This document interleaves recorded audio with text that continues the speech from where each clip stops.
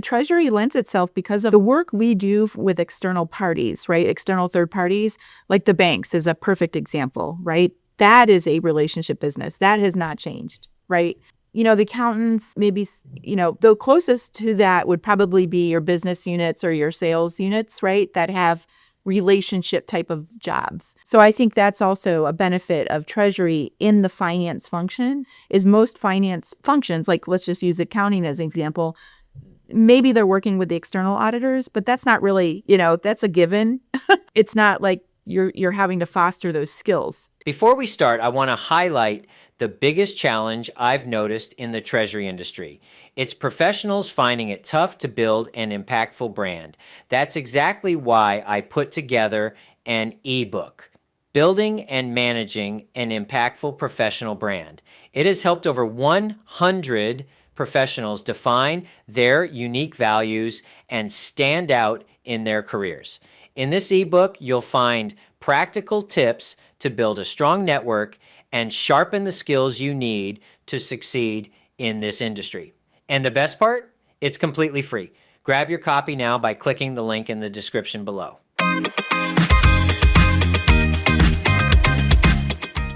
Welcome to this week's episode of the Treasury Truth or Dare podcast, where we challenge Treasury leaders to share their Treasury truths and take on dares, which give us insights into what makes them tick. Today, I'm excited to welcome Kerri Howard, the treasurer at Aramark.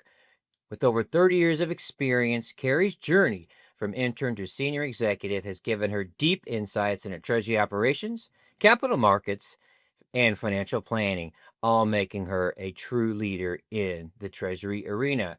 In this episode, Kerri shares how treasury is more dynamic and fun than most people realize, her passion for networking, and how relationship building has been key to her impressive career success.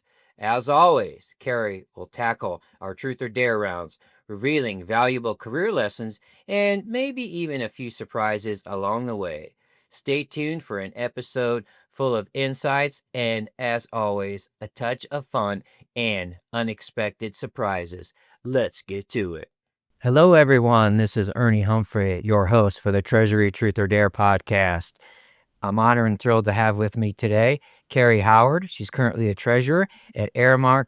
Kerri, before we dive in, why don't you just give us a little bit about your background and, of course, welcome to the podcast.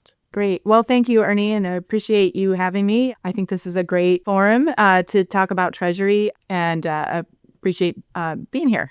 So just a quick summary about my background. So I've been in Treasury for over 30 years, worked my way ground up. I started as an intern and have worked for small and large, public, private companies, have handled pretty much everything in Treasury, plus some throughout my career. And like you mentioned earlier, I'm at Aramark now. I've been about a year, and I'm responsible for your typical base Treasury items such as Treasury operations, global Treasury ops and capital markets and cash management, as well as financial planning, cash flow analysis, and capital markets aspects.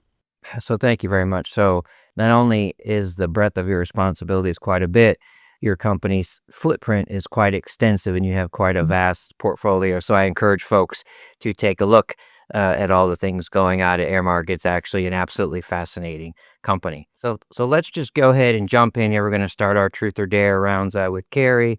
So those of you who might not have seen our podcast before, throughout the podcast, I'm going to ask Kerri several times whether she'd like to share a Treasury truth or maybe give us a little dare. Then about halfway through, I'll let her give me a little bit of a dare. She's got a high bar. I've been embarrassed pretty well. So I've actually danced, I've sang, I've said the alphabet backwards. So obviously there's nothing, almost nothing off limits. So Kerri, to kick us off, would you like to start off with a Treasury truth or start us off with a dare? I think we'll ease into this, so I'll say a truth first. All right, sounds good. Okay, so one of the big things about our podcast is I want to show people and younger people why they should begin in the treasury profession and how we are not all hard-shelled people and, we have personalities. So I ask you, why is treasury fun? Oh, that's a great question. So I don't think I mentioned. So even though I started in Treasury, my first passion was is and continues to be people. So I actually was going to take a career in human resources. Oh, So it is kind of funny after all these years that I ended up in finance, and it was because of my experience in Treasury, and is exactly like the question says. It was fun. That's what I recall of my first experience. And I knew right away that, this was a career I definitely wanted to follow because of the mentors, and we'll get into that probably later, but that I had early on. And I believe every Treasury professional I've heard explain Treasury and why it's so fun is that because of the variety, yeah. right? There's a lot of variety in the function. It's very mysterious. I think I listened to one of your podcast members describe that most of even in the finance function, don't really understand what Treasury does, right, for the company. So I think there's that makes it interesting, right? Every day is unique. I literally almost every day I come across something that certainly wasn't on my to-do list, but an opportunity to overcome challenges as they present themselves. And I find it like a game. I love board games as a kid, and I think Treasury is you have a chance to solve problems all the time, and then when you look back, you're like, wow, we either as a team or individually, you see people grow, and it's that fun aspect. You can treat it like a game, at work and problem solve. The last thing I will also say is that what also makes it fun and interesting is that I've been in Treasury functions, and I've been at a broad range of companies, right? I probably about 7 different companies over my career, and each department has had different functions. They always had the traditional Treasury operations and the baseline. But I've been in functions that had insurance and risk management. So that was fun, right? Tax, AP, NAR, so accounts payable, accounts receivable, investor relations, real estate. One function had travel. The travel team is part of their. So it's, I'd say the variety it just makes it very fun. Thank you very much. One of the things that you mentioned, which really caught me, was we need. I think it's almost like we need to bring more HR into Treasury and have a focus on people. So with all this technology going on, I often get on my soapbox. We need to invest in soft skills, and we need to teach people how to collaborate sometimes. I mean, that's part of it. So I'm sure we'll touch on that a little bit later. Okay, so let's go to round two. You want to stay with the truth, or are you ready to go for a dare? I think we're ready for a dare. Please share with us, just if you would share with us a favorite hobby that you have and how it's impacted your life in addition to your career and maybe helped with your balance in your work life. Oh, that I love this question. So this brings up not only the hobby, but actually kind of follows the question you asked me for the truth, right? Is why is it so fun? So I will say that early on in my career, I was very much, my hobby was work, which is, not uncommon. I think a lot of us were just like, when asked, and I went through several opportunities to go through coaching and, professional coaching. And the question that the coach would often ask early on was, what's your hobby? I was like, well, work. I love Treasury. I have so much fun. And really, that's all I have time for in raising my children. And, that's all I have time for. And they were like, well, you really need, you need to, that's not a hobby. That's work. And they asked me, what did you enjoy as a kid? And I was like, well, riding my bike. I really, enjoyed riding my bike. And they're like, you need to explore that. And so I did. And it coincided with a time in my life personally. I was going through, a hard time, right? And it was like I needed a break from work and I needed to have that balance. And so I also found it a challenge. I was never the most athletic person growing up. So it was also a challenge to say, I'm inspired by others, right? So I was reading a lot of books, both on running and biking. And I was always inspired by individuals who were out to, accomplish something like long distance running or long distance biking. And I've always been motivated by anybody in my life who has said, oh, I'm not sure if you're going to be good at that, or you can't really do that. Like, is that something that you're going to excel at? And that was a challenge. So both in work and personal, I would like, tell me no, and I will show you how I can overcome that. So biking for me was the hobby that I took on kind of later in life that I was inspired to do my best. And I also wanted to give back. So one thing that was important to me is that if I'm going to bike and do a hobby, I wanted it to be inspirational to others in the professional world and people I worked with, and then also give back. So I started riding for the multiple sclerosis organization, and I joined my team at work, and we all like started to grow, and I was a co-captain, and for I think about 4 or 5 years, we traveled together as a team and did other MS group rides. And I ended up, I think 2 or 3 times, maybe definitely twice, I biked a 100-mile ride in one day. So that was, I've never done that in my life, even as a kid. So that was a huge accomplishment. So I know that was long on the hobby, but that was so important to me at that time in my life that it's created a base for me ever since. Thank you so much. That's really another key tenet of our podcast is letting people get to know our guests and seeing that our Treasury folks are authentic and kind of what makes you tick and motivates you. So thank you so much for sharing. Okay, we're going to go to round 3 now. Are we going to go back to the truth, or we're going to do another dare? How about we'll mix it up. We'll go to the truth. All right. Sounds good. And this kind of dovetails on, we really kind of tease this up a little bit. How has investing in networking within your department, your company, and your Treasury peers impacted your career? I know it's a loaded question, but I often tell people it's important with your colleagues across the office of the CFO and outside, and then your peers. So if you could share with us. Yes, I love this Great. question. This is great, Ernie. So I was an early adopter. Something also you hit on, authenticity, one of those natural for me. And it's natural for me because early on in my childhood, my dad was in sales. So that gave me a little leg up on networking because he's a salesman. I learned from him, always looked up to him. And in his career, I saw that naturally come to him.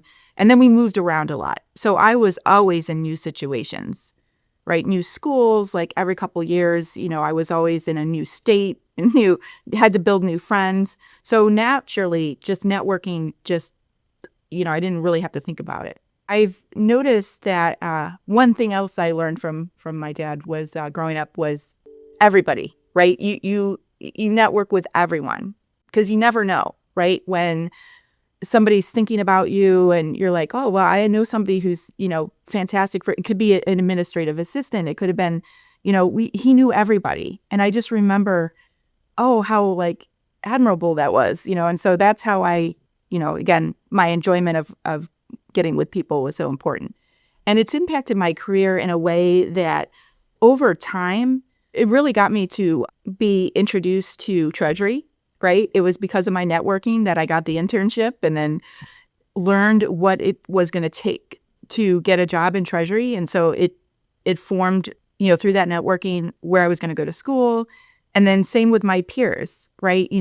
We get our jobs done by working together with our colleagues, right? Because we need, whether it be from tax or, it's not just networking upwards, right? Or where you want to go. So you need all three, right? And then you need the level of the up and coming, right? Is learning from them, who are the folks that just entered the organization, get to know them outside of Treasury, learn what is motivating them so you understand, kind of what the next generation is. So like I said, again, I was a very early adopter in networking, have used it, throughout my whole career and, young life. So it's super important. I think when you and I really first met face to face, you were going through a transition, right, to your next opportunity, which you landed at Aramark, which is a phenomenal opportunity. Can you give us a little bit about how valuable it was having the network that you've built? You've built this great network, and what that meant to you as your transition was, as you were going through that process. wherever you are in your career, right? Whether it's treasury or finance or wherever your background is, right? It's always been important, the general rules of thumb, right? Never burn a bridge. Always learn from your mistakes, and be open and honest of like, I made a mistake, and keep those relationships. Even from, I still have one of my very good friends, and is my first boss I had coming out of college, right? And we are phenomenally close. And I've kept those relationships, and there's multiple examples of that. So it's never oh, they're in the past, I don't ever have to speak with them again, right? It's always, keep those relationships, because those are the relationships that will open doors.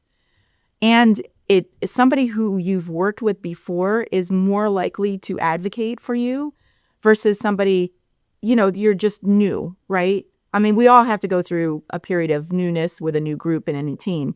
But if you can find not only that networking, and there's advocacy, right? Because there's networking can be broad, right? It can be mentoring, it could be being a mentee, it could be a mentor. There's a lot of definitions when I think about networking. One thing that as I was thinking about this morning, even the subcategory of this, do you have an advocate, right? Somebody who will stand up for you and say, I've worked with this person, and, he or she is, goes above and beyond and has produced, like, time and time again, consistently. Those are the ones that have opened doors for me. And, again, a history, and has brought me through multiple positions, and now here at Aramark. So, yeah, no, that's a great question, Ernie. Thank you. Thank you for sharing. Okay. We're going to give you one more round of truth or dare, and then I'm going to let you give me a dare. So one more before you get to flip the tables. You're going to go for one more truth, or you're going to go for a dare? All right. So why don't we go for a dare? All right. All right. This is one of my favorite questions. Even though I know you love Treasury, I love Treasury. What's the least favorite part of your professional life? It's not personal. Yes. All right. This is a hard question. I really do think it's hard because, like you said, we really do enjoy it. But a couple of things, I go with my first thought. So the first thing that comes to my mind is, because there is so much to do and so much fun in Treasury, one of the things that is a challenge, in which I get very frustrated at, it's more of like, maybe not like, but just frustrated, is that there's so much to do and so little time. Right. So I get very frustrated when I'm working on something and I'm like, wow, there's like great opportunity here, but oh my gosh, like, where am I going to slot this in, and constantly reprioritizing. So, that stuff kind of is frustrating for me. And then probably like the least favorite, kind of close that thought out, is routine things, right? Because I'm so used to change, routine things seem to stifle creativity. So whenever I come across routine things, I'm always trying to figure out, like, can we automate this? Is this something that I should delegate? Because maybe it's routine to me, but it'll be interesting to somebody else. Yeah, and trying to increase value-added activities and reduce, kind of non-value added. So yeah, that's what I would say is my least favorite. Yeah, right. Routine stuff. Love it. It speaks to your passion for learning. So sometimes having that, you feel like you're stifling that somehow, and you're maybe not letting someone else have the opportunity to learn when it comes routine to you. So love that. Okay, here we go. All right, Kerri, I'm gonna let you ask me a dare. So Okay. what do you All have right. for me? I'm gonna say, what is the movie that you rewatch multiple times? So a movie that I watch multiple times. A couple of them. So one that I watch all the time, which people say that you can take it either way. You can take it inspirational, you can be kinda sad. So my favorite movie is probably The Shawshank Redemption.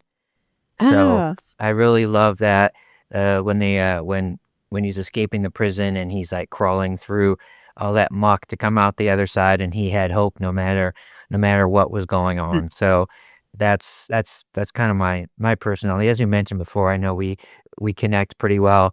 You said this one thing that's my life. You tell me I can't do something, I was like, "Thank you." So, yeah, we'll see. Yeah, we'll see how that goes. And then the other one real quick is just Back to the Future, 'cause when I was younger, I worship Michael J. Fox. I wore my sport coats. I tell people and they don't believe me. I never wore jeans in high school. I was always dressed up or had sweaters on. So that was he was my hero, so to speak. Oh, yeah, those are great. Two great ones. Definitely the Back to the Future. I don't think they make movies like they did No, in the 80s. or So, music. But that's a whole nother episode. Okay, yes. enough about me. Everyone says you still talk too much on your podcast. I need a mute Oh, button no. for Oh, my gosh, myself. no. Okay, Kerri. All right, let's get back to it for Kerri. Would you like a truth or a dare? Let's see. How about we do truth? Okay. You kind of touched on this a little bit, but I think what we don't have enough of is people will, I'll talk to them and they'll say, yes, I do this, but if you can share with us how. So very few people focus on inspiring and training your team members to embrace the power of relationship building. Can you share with us, how do you actually facilitate that conversations? How do you do that with your team members? So I've learned this from fantastic mentors. So I followed their lead. Okay. So they were always, the ones that come to mind right away are the connectors, right? And I mentioned, one of my good friends that I first started working with, that culture of that Treasury department was, it was very lean. As you know, many Treasury functions Yeah. are very lean. And we also focus on relationship building. So that was, again, very early on in my career. I learned by following the examples that I was seeing. And that was very clear to me, the power of that, right? The power of relationship building and what you can get done. You're not there alone, right? That's why we have teams, right? Is that you're there with a team. So not everybody's comfortable with that. Like, I totally understand that. I mean, it comes natural for me, but, it also was difficult for me to do public speaking. So, I had to go to Toastmasters because I was like, comes natural to me. So just like that, relationship building doesn't come naturally to everyone. So how I help develop that on my teams is, I had one CFO that I worked for that would make the connections, right? They would say, hey, I think I'm going to introduce you to so-and-so over in, tax, and I'll set this up, right? And so he would set up, a meeting or a lunch, and then we would, naturally just connect with these people. And then all of a sudden you're in a conversation with another individual, and there, voila, you've got you know, you've got a relationship that's starting to build. That is one way I try to give back when I see somebody who needs to develop a relationship or relationships with other functions. I do use some of those tools in the toolbox, set up a lunch or, make sure we bump in the hall and I say, hey, this is so-and-so. I don't know if you've met, but, you both share some kind of common talent or, hobby, and, why don't you all connect? And then they feel like an obligation because especially if it's coming from the boss, they're like, oh, Yeah. I better follow through, right? And then it just creates a natural Yeah. connection. I love that you're showing them. So you tell people, how to build a connection, how to make a connection, how to find something on a personal level. But when they actually see you doing it, then the light bulb goes off. And then once they start doing it, it becomes natural to them. And then they start doing that. And then also like pushing people on like cross-functional teams and making them train each other a little bit, kind of nudging them out. So I think that's some areas that a lot of other leaders can learn from you, and just to help people will reach out to Kerri and just have conversations about it, because it's really important for the future of our profession. If we don't master the technology, it's going to master us, and our profession's going to go bye-bye. So no one wants Right, exactly. That is so true. That is so true. And I think Treasury lends itself because of the work we do with external parties, right? External third parties, like the banks is a perfect example, right? That is a relationship business. That has not changed, right? The accountants, maybe, the closest to that would probably be your business units or your sales units, right? That have relationship type of jobs. So I think that's also a benefit of Treasury in the finance function is most finance functions, like let's just use accounting as an example, maybe they're working with the external auditors, but that's not really, that's a given. It's not like you're having to foster those skills. So I think that's another value add that Treasury Yeah. professionals have. Yeah, I think people in my career wish they would have told me how to be nice to external auditors because I was actually taught not to be, which what Yes, can yes. Oh, happen. that was a general So theme. Yeah. yeah, so I was taught, and I was not pleasant with them, and then I'm like, why was I taught to be like that? It would have been so Right. much easier if I just, oh, here you go. But live and learn, Yeah. right? And that's hopefully Yeah. what some of the wisdom that we're sharing. Okay, let's do one more round of truth or dare, and then I'll Mhm. ask you one more question for some closing thoughts. So Great. you truth or dare? What do you got? What's your Oh, choice? let's do a dare again. We'll like to mix it up. All right. We'll Well, do that's a awesome. I dare. love that too. Okay. I was going to ask you to do this, but hopefully you'll do it. You'll do it on the back end. So you might not be ready for this question, but I love the question. Okay, I'm going to ask you this. From your professional life, if you can choose one person to be stuck on a desert island with, who would that be and why? Oh gosh. I'm gonna change the answer a little Okay, bit because sure. I think it needs to be many. I Okay, would love great. to Yep. have, like, almost like Gilligan's Island, like, we would There have you to have a go. whole group. Love it. Love And it. I'd yeah, I'd wanna make sure, all of my mentors were there, all of the people that I menteed were there, and, I'll end with, I won't name names because there's too many. The island would have to be big enough to hold all of us, but I sum up that group of people as a very diverse team, and Okay. that's how we would get off the island Oh, because great. everybody would bring a different talent. So Right. there's my answer. Oh, wow. That's incredible. That just proves the strategic mindset of Treasury. So my mind goes to who's going to be the most fun, and your people are fun, but we're just immediately like, we're going to have fun, but we're going to figure out how to get off this island. So love that.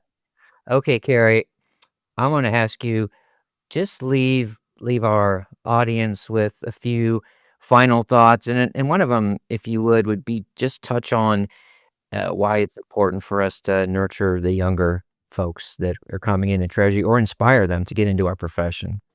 That's my whole purpose. I will tell you, in my more senior roles in Treasury, that has been the first thing that I've told my new teams is that I am not here for me. That is not, and I've always naturally been like that. I take care of everyone else before for myself. But I've learned that I listen to every time I'm on an airplane, right, which is a frequent. You hear that put your mask on first, right?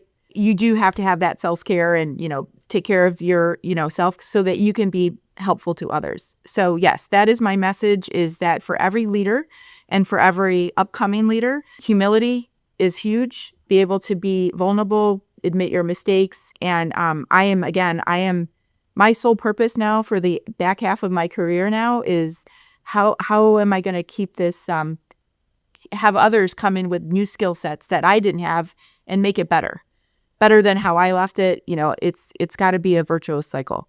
Thank you so much, Kerri, for sharing your insights, but also thank you for all that you do yourself for the Treasury profession. In closing, everyone in the Treasury world, please have the courage to live your Treasury truths and dare to be great in everything that you do within and beyond Treasury. Till next time, everyone.